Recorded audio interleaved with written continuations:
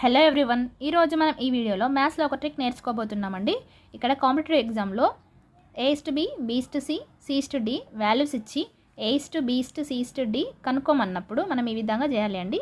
A/B వచ్చేసి 1:2, B/C వచ్చేసి 3:4, C/D వచ్చేసి 5:6.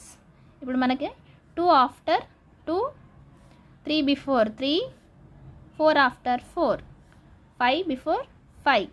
ఓకేనా. ఇప్పుడు ఈ మూడింటిని మల్టిప్లై చేయాలండి.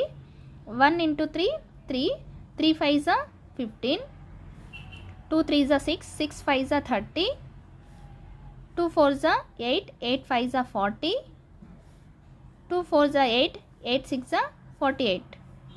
ఇక్కడ A/B, C/D వచ్చేసి మనకి 15, 30, 40, 48 అండి.